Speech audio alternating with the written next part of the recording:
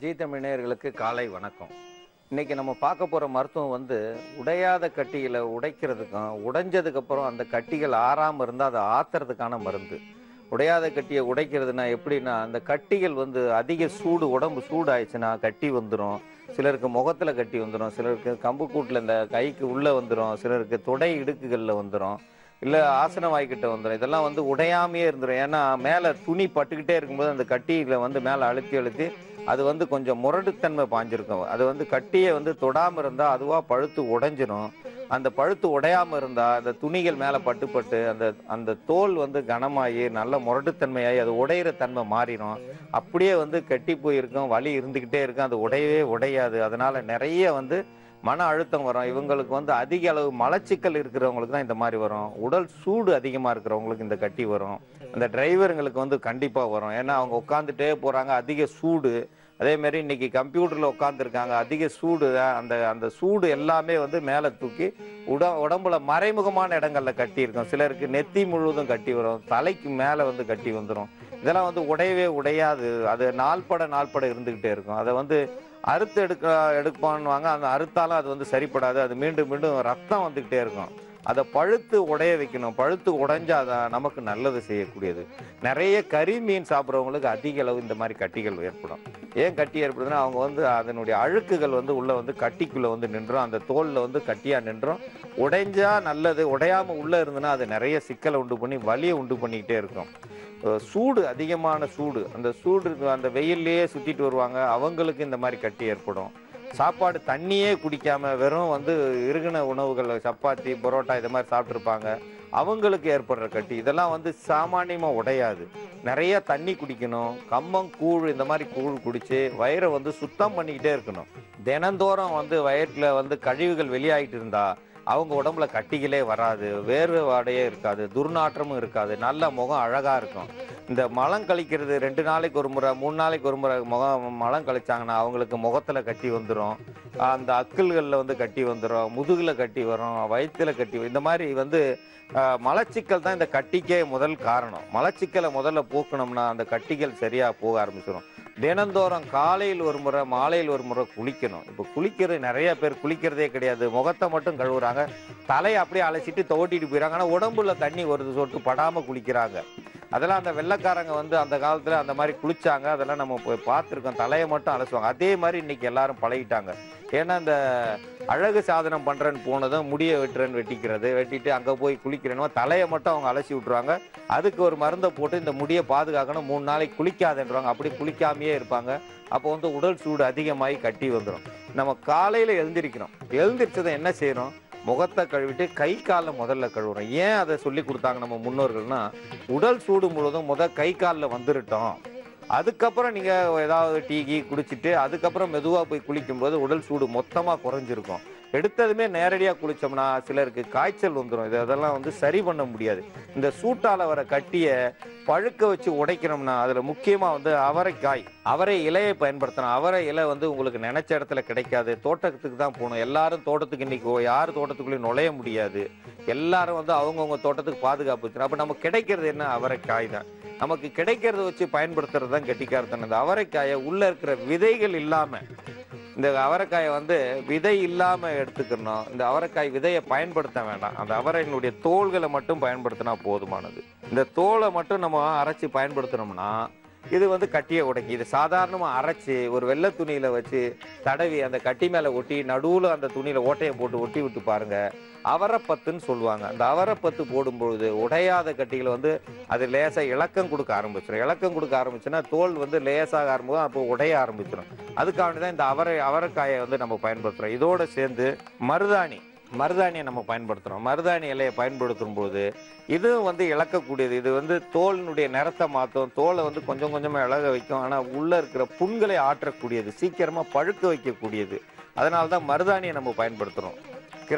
கிராம்பினுடைய மனம் போகும்போது உள்ள கட்டி அந்த உள்ள இருக்க கசடுகள் மட்டும் வெளியாக ஆரம்பிச்சிடும். நல்ல சதைக்குள்ள இந்த வாசம் போனா ஒன்றும் பண்ணாது. உள்ள கெட்டு போயிருந்தா அந்த இடத்துல இந்த கிராம்பு அரைச்சி தடவுனா கெட்டுப்போன சீழ் எல்லாமே வெளியில புடுங்கிட்டு வந்துடும். அந்த இடம் தோல் இலக்கம் கொடுக்க ஆரம்பிச்சிடும். அப்போ அது கிராம்பு அந்த இடத்துல பயன்படுத்தணும்னா இதனுடைய வாசம் எல்லாம் போய் நம்ம சதைகளில் போய் சேரும்பொழுது கெட்டு போன இடத்துல வந்து அதிக அளவு அந்த வாசம் போயிடும். அந்த வாசம் உள்ள நிக்க விடாம உடம்பே வெளியேற்றி விட்டுரும். அப்போ வந்து உள்ள இருக்கிற அந்த சதையில உள்ள சீழ்கள், கெட்டு போன அந்த இது எல்லாமே வந்து வெளியே வர ஆரம்பிச்சிடும். வெளியே வந்ததுக்கு அப்புறம் இந்த காப்பி கொட்டையை நம்ம அரைச்சி போட்டு வந்தோம்னா அந்த புண்கள் ஆறக்கூடியது. அதனால தான் காப்பி கொட்டையை பயன்படுத்துறோம். இதை வந்து மேலே போட்டு வந்தா கட்டிகள் வந்து லேசா அந்த முரட்டுத்தன்மையா இருக்கிற தோள்கள் வந்து மெல்லிதா ஆக ஆரம்பிச்சிடும். அந்த தோள்கள் மெல்லிதாகும். உடைஞ்சதுக்கு அப்புறம் அந்த காப்பி கொட்டையினுடைய தூள்கள் உள்ள போகும்போது புண்கள் ஆற ஆரம்பிச்சிடும். அதுக்காண்டி தான் இதை நம்ம பயன்படுத்துறோம். சுண்ணாம்பு போட்டோம்னா அந்த இடத்துல இருக்க தோள்கள் முரட்டுத்தன்மையை முழுதும் அரிச்சு எடுத்து லேசான தோலாக்கும், இல்லை புண்ணாகிரும்.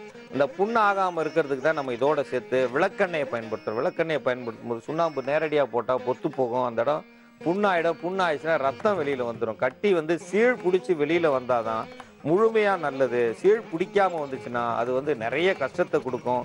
வலி வந்து உயிர் போற வலி இருக்கும். அது லேசா வந்தாலும் தலை மூளையெல்லாம் வலிக்க ஆரம்பிச்சிடும். அப்போ வந்து இதோட விளக்கெண்ணெயை சேர்த்து நம்ம பயன்படுத்தும் பொழுது கட்டியில் வந்து நேரடியா சுண்ணாம்பு படாம விளக்கெண்ணெய் சேரும் பொழுது இதனுடைய சூட்டை விளக்கெண்ணெய் எடுத்துக்கிறோம். அந்த விளக்கெண்ணெயை பயன்படுத்தும் பொழுது மெதுவா தோல் துவாரம் வழியா இறங்கும். தேங்காய் எண்ணெயை பயன்படுத்தினா தோல் துவாரங்களை அடைக்கக்கூடியது.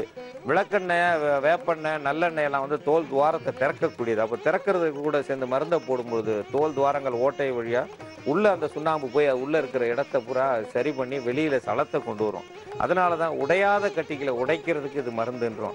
இப்போ நம்ம உள்ள அக்களுக்குள்ள இருக்குன்னா சட்டையை கழட்டிட்டு தான் இதை போடணும். அது மேல துணி படக்கூடாது. துணி பட அந்த கட்டிகள் வந்து முகம் வந்து அந்த முகம்னு சொல்லுவோம். முகன்ற இடம் உடையிற இடம். அந்த இடம்லாம் வந்து அழுத்தி அந்த சதைகள் வந்து கெட்டி ஆயிடுச்சுன்னா கண்டிப்பா உடையாது. அதை நீங்க குத்தி விடவும் முடியாது.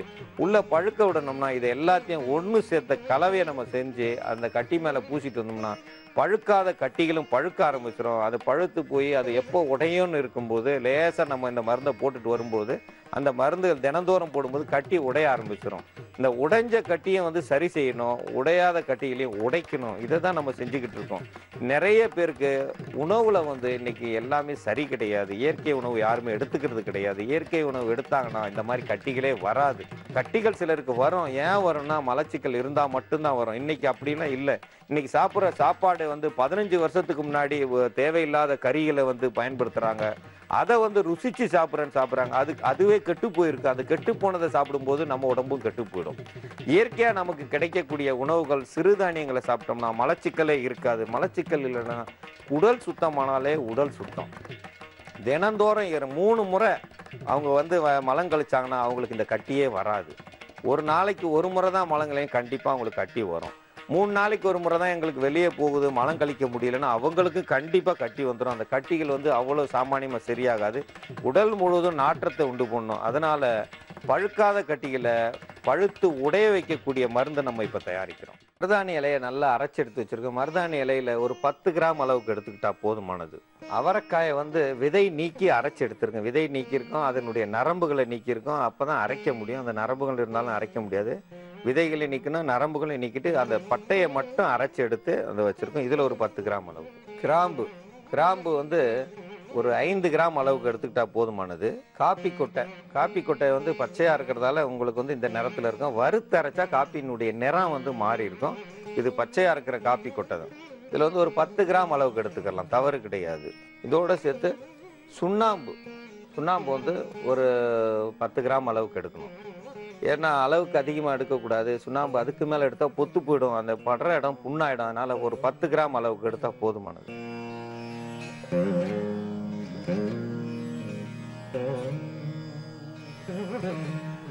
இதுல வந்து விளக்கெண்ணெய் வந்து ஒரு 20 மில்லி அளவுக்கு அதில் சேர்க்கணும்.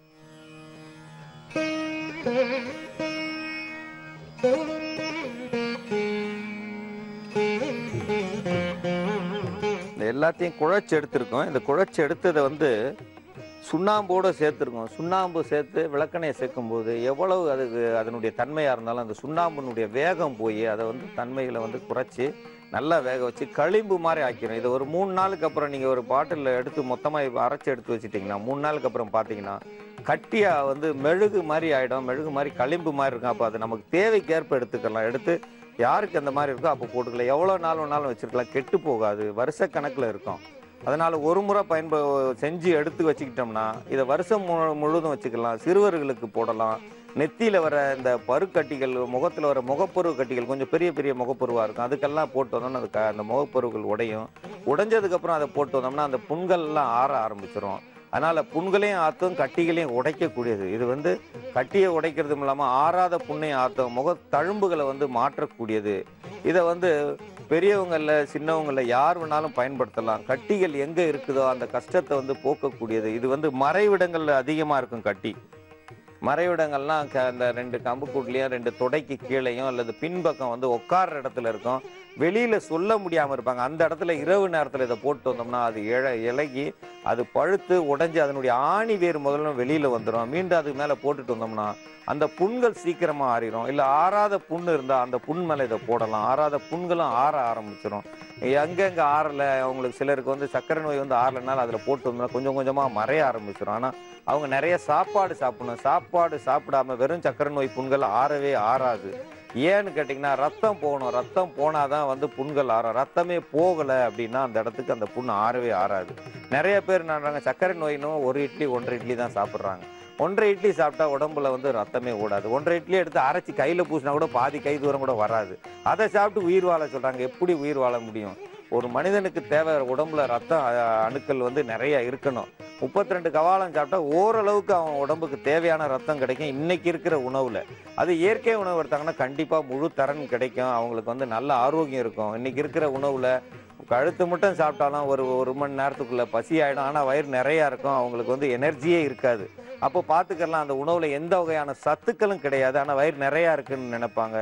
நிறையா இருந்தாலும் அவங்களால எந்த ஒரு வேலையும் செய்ய முடியாது. அந்த மாதிரி இருக்கிறவங்களுக்கு அந்த மாதிரி கட்டிகள் வந்தாலும் அந்த கட்டிகள் சரியாகாது. கட்டிகள் சரியாக காரணம் அதில் நிறைய ரசாயன பொருட்கள் கலந்துருக்கு. அந்த ரசாயன பொருட்கள் உள்ளேருந்து வெளியில் வர முடியாமல் தத்தளிக்கும் போது தான் நம்ம இந்த கட்டிக்கு மேலே பூசுகிறோம். மேலே பூசினதுமே அது உடஞ்சி வெளியில் வர ஆரம்பிச்சிடும். வெளியில் வந்துச்சுனாலே அதனுடைய தன்மைகள் வெளியே வந்துடும். அந்த இடத்துல குழி புண்ணாக இருந்தாலும் அந்த புண்ணை ஆற்றக்கூடியது.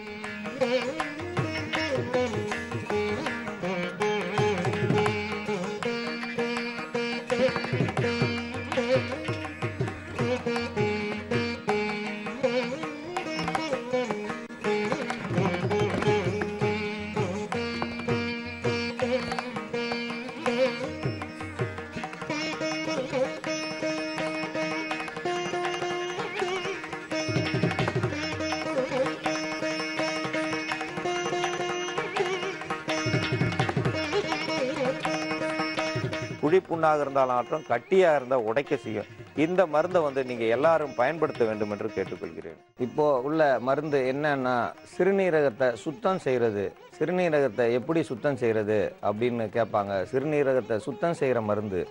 சிறுநீரகத்தில் அதிக அளவு உப்பு போய் சேருது. இன்னைக்கு உள்ள சிறுநீரகத்தில் உப்பு அதிகமாக சேருது. இன்னைக்குள்ள சாப்பாட்டு முறை அதிக அளவுக்கு உப்பு சேர்ந்துருக்கு. இதில் ரசாயன உப்புக்கள் தான் அதிகம்.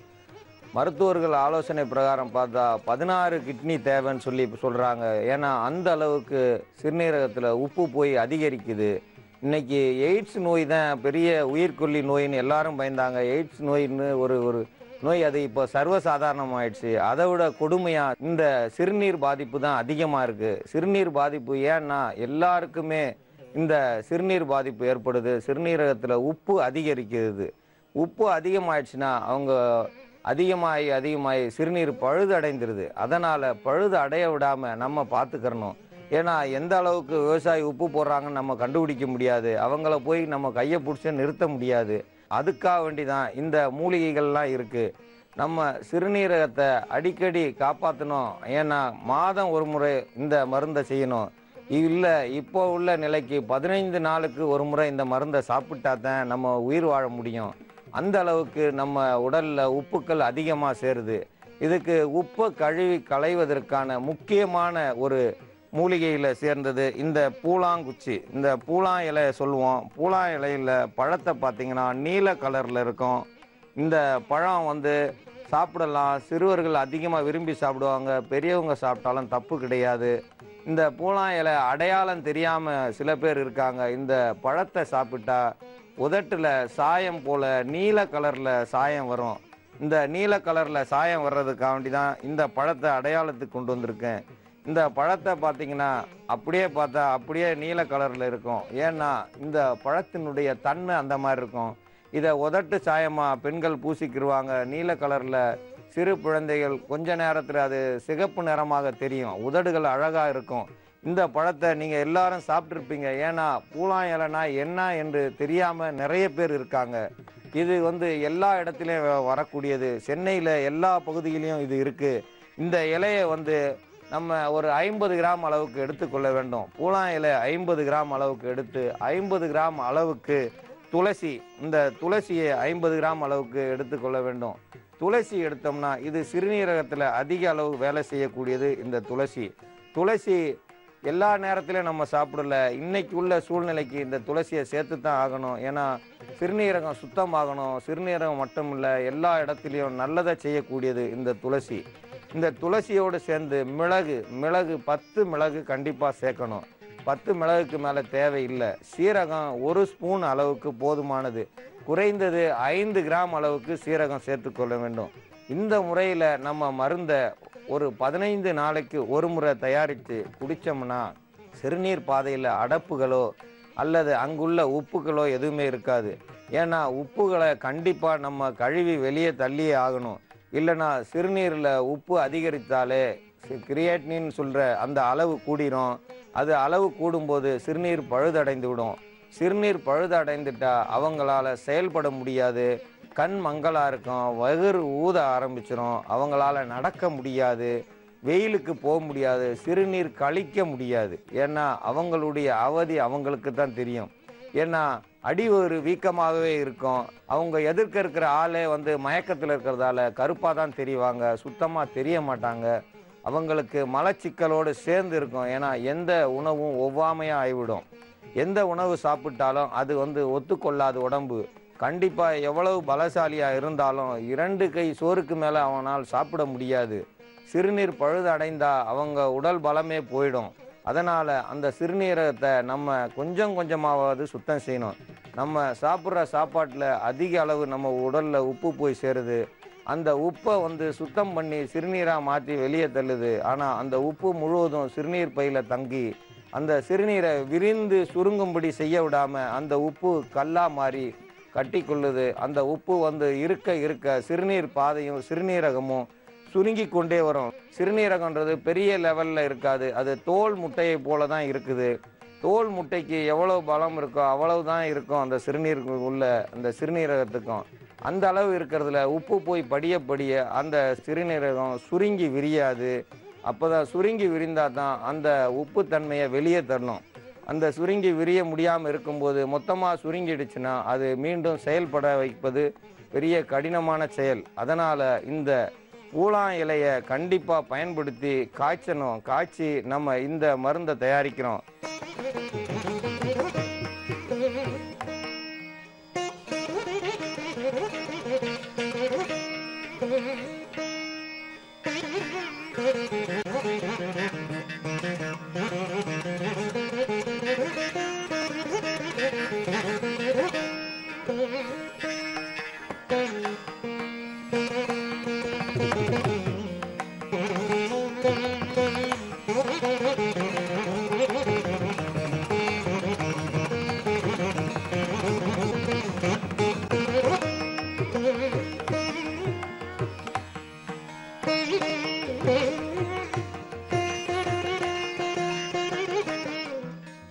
இந்த ஜூஸ் சாப்பிடும்போது சிறுநீரகத்தில் உள்ள உப்பை கரைக்கும்.